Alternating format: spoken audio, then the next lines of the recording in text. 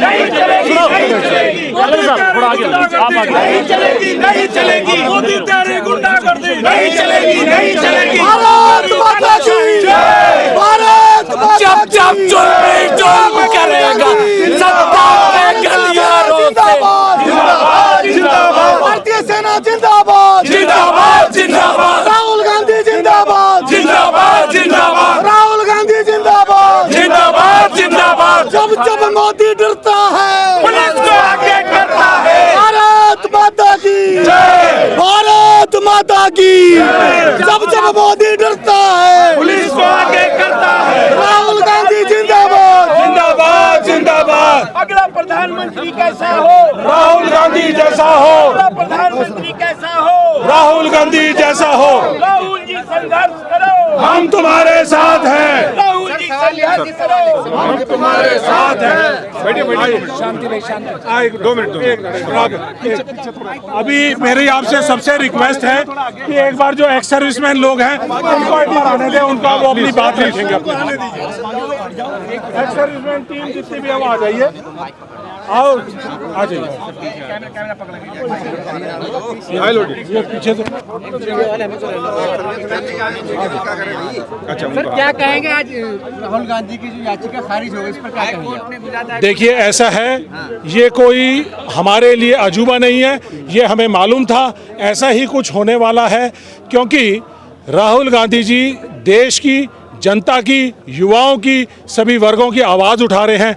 भारत जोड़ो यात्रा से डरकर इन्होंने राहुल गांधी जी की सदस्यता को खारिज किया है। और सबसे बड़ी चीज़ जो राहुल गांधी जी ने जो पार्लियामेंट के अंदर मुद्दे उठाए थे इस विंटर सेशन के अंदर, जिसके अंदर उन्होंने दिखाया था कि मोदी साहब और अडानी के रिश्तों की तस्वीर जो सारे देश को दिखाई थी, उससे डरकर, और उन्होंने 20,000 करोड़ का जो घोटाला है उसको उजागर किया, उससे डरकर अचानक फरवरी के एंड में ये डिसीजन आना कि सदस्यता खारिज हो गई है।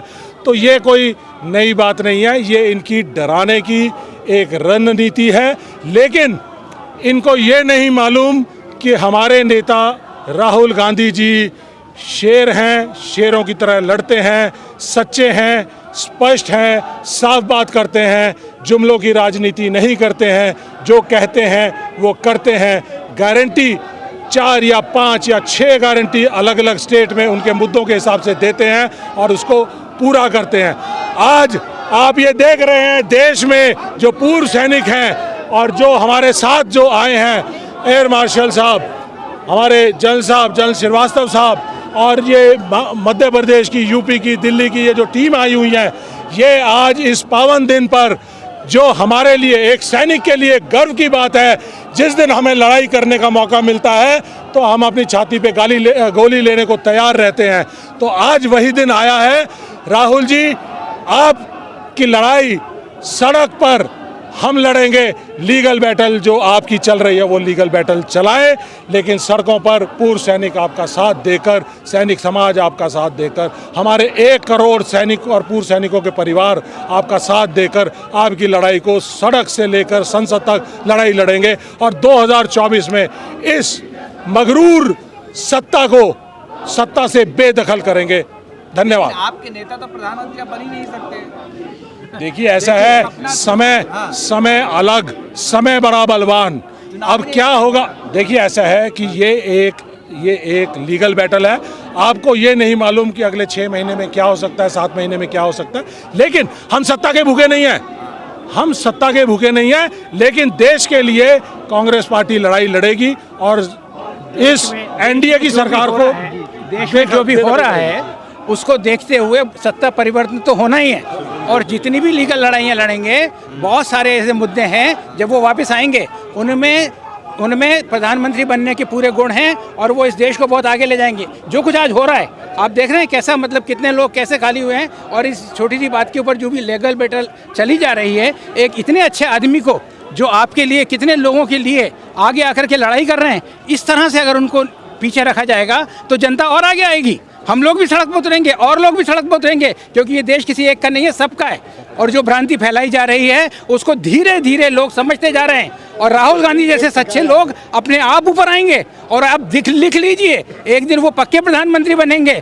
जितनी भी सियासत चलाना है चला लीजिए, जो भी कोर्ट बैठल लगाना है लगा लीजिए, लेकिन जनता जिसे चाहेगी और जो इस देश के लिए अच्छा करेगा वो ज़रूर प्रधानमंत्री बनेगा, इसमें कोई शक नहीं है। लेकिन बात कोर्ट का फैसला है सर, गुजरात हाई कोर्ट। अरे भाई साहब, अभी खेल हाई कोर्ट का है, सुप्रीम कोर्ट जा सकते हैं कि नहीं जा सकते, बाकी दूसरी जगह कर सकते हैं कि नहीं कर सकते। और उसके बाद जब लोग इसी तरह सड़कों पर, लोगों को लगेगा कि ये क्या हो रहा है, कई मर्डरर, कई दूसरे लोग ऐसे आराम से घूम रहे हैं और एक शरीफ आदमी जो जनता के लिए लड़ रहा है, उसकी किसी भी बात को, चाहे वो सच हो झूठ हो जो भी हो, उसको लेकर के आप इस तरह करेंगे तो लोग आगे आएंगे और देखेंगे देश के लिए। क्या लगता है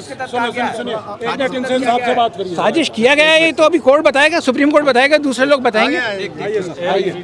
ये एयर मार्शल अशोक गोयल साहब हैं, तो इनकी बात सुनिए आप। सर क्या कहना चाहेंगे, राहुल जी की सदस्यता जो है पर याचिका खारिज कर दी गई गुजरात हाई कोर्ट में? देखिए, वो तो सुना है, परंतु राहुल जी को जो शुरू से ही इस बात में दंड मिला वो तो सुनियोजित था। वो तो पहले दिन से ये पता था कि इनको किसी प्रकार से ये इनको निकालेंगे। अब वो लड़ रहे हैं, अभी हाई कोर्ट में पहुंच गया है, वहाँ से ठीक है, उनको जमानत उनकी रद्द हो गई है। अभी उनकी जो लीगल बैटल है अभी ख़त्म नहीं हुई है, वो चलती रहेगी और वो जीतेंगे इस मामले में। कह रहे हैं कि मोदी समाज का अपना अपमान किया है राहुल गांधी। नहीं जी, बिल्कुल नहीं किया। उन्होंने एक सच बात को कहा कि भाई ये क्या है कि वो नीरव मोदी था, वो भी मोदी था, बाकी जो है वो भी मोदी था, बाकी भी गुजरात के लोग थे। ये क्या है, एक चांस की बात है या सुनियोजित बात है, ये सोचने की बात। उम्मीद है कि न्याय मिलेगा, जरूर मिलेगा, मिलेगा। हमें अपनी न्यायपालिका के ऊपर पूरा भरोसा है। सुप्रीम कोर्ट में अभी फैसला, सुप्रीम कोर्ट का भी हमारे पास लीगल ऑप्शन अभी ओपन है, तो उसमें हम वहाँ पे जाएंगे और लड़ाई लड़ेंगे। कोर्ट से भी खारिज हो जाता तो क्या करेंगे? देखिए, ऐसा है, इसके बारे में हम इसके बाद ऐसा है, 3 बजे हमारी लीगल टीम की अभिषेक मनु सिंघवी जी की प्रेस कॉन्फ्रेंस है। लीगल चीज़ें अभी उनके ऊपर मंथन हो रहा है और उसके बाद हमारी पार्टी की जैसी एक लाइन बनेगी तो उसके हिसाब से हम लोग काम करेंगे। आगे राहुल गांधी के साथ पूर्व सैनिक कैसे सहयोग करके लड़ेंगे? देखिए, पूर्व सैनिक 2014 से पहले उन्होंने मोदी साहब को पूरी तरह से अपना सहयोग दिया था। रेवाड़ी रैली के बाद उनको सहयोग दिया था और पूर्व सैनिक समाज को 5 बार स्टेज पर खड़े होकर उन्होंने बार बार कहा था, मैं नमन करता हूं, नमन करता हूं, नमन करता हूं, और कहा था 100 दिन के अंदर आपकी 1 रैंक 1 पेंशन करेंगे। आज 2945 दिन हो गए, हमारे साथी आज भी बैठे हुए हैं। तो उन्होंने देश के साथ झूठ बोला है। पहले एक बार बोल दिया कि हमने दे दी है, अब कुछ दिन पहले अप्रैल के अंदर बोला जी नहीं अभी नहीं हुआ है। तो ये झूठ बोलना, अगर वो अपनी फ़ौज के साथ झूठ बोलते हैं तो देश कैसे विश्वास करेगा। अपने पूर्व सैनिकों के साथ अगर झूठ बोलते हैं तो मेरे ख्याल से सैनिक समाज के साथ झूठ बोलते हैं तो सैनिकों को उनके ऊपर, उनकी कमांड के ऊपर, उनकी सत्ता के ऊपर, उनके फैसलों के ऊपर कैसे विश्वास होगा। मैं मध्य प्रदेश से आया हूँ, जनरल श्रीवास्तव। मध्य प्रदेश के अंदर उन्होंने सैनिकों का आरक्षण ख़त्म कर दिया, जो सैनिकों का एकमात्र अधिकार है। 33-35 साल में आ जाते हैं, 45 साल तक रहते हैं, पूरी दुनिया में मिल रहा है, हिंदुस्तान में ही नहीं, वो ख़त्म कर दिया। मोदी जी को पता है ये बातें। तो जो सैनिकों के साथ किया जा रहा है और जो कहा जा रहा है उसमें बहुत अंतर है। कहते रहे कि सेना मजबूत हुई है सर। अभी बताएंगे आपको सेना मजबूत कैसे हुई है, हो रही है, क्या हो रही है, वो तो अभी हमारा समय नहीं है। बस भूतपूर्व सैनिक जो हैं, इसका जवाब मैं दूंगा। देखिए, एक मिनट रुकिए। आपका सवाल है कि सेना मजबूत हो रही है। भारतीय सेना मोदी जी की सत्ता की मोहताज नहीं है। भारतीय सेना को संविधान ने अधिकार दिया है। हमारा सुप्रीम कमांडर जो राष्ट्रपति जी होते हैं, संविधान ने कहा है कि जो सेना है, भारतीय सेना, वो संविधान का सेफ्टी और सिक्योरिटी रखेगा, पहली चीज़। दूसरी चीज़, जो अग्निवीर स्कीम जिस तरह से लाई गई है और जिस तरह से OROP 2 में विसंगतियां लाई गई हैं, जिसके अंदर हमारे JCO एंड जवानों की जो पे और उसको पेंशन को कम कर दिया गया है, हमारी डाउनग्रेडेशन की गई है, रैंक की डाउनग्रेडेशन की गई है। तो इन सब चीज़ों को देखते हुए मुझे नहीं लगता कि ये देश में सेना मजबूत हो रही है। और ये अग्निपथ स्कीम जो है, ना तो हमारे बॉर्डर्स की सेफ्टी सिक्योरिटी के लिए ठीक है, ना हमारी इंटरनल सिक्योरिटी के लिए ठीक है, और ना ही युवाओं के रोज़गारों के लिए ठीक है। इन सबको देखते हुए आज हमारी सेना की जो संख्या है वो 15 लाख है, और अगर ये अग्निवीर स्कीम 5 साल और चलती रही तो 15 लाख से ये संख्या घटकर 10 लाख हो जाएगी।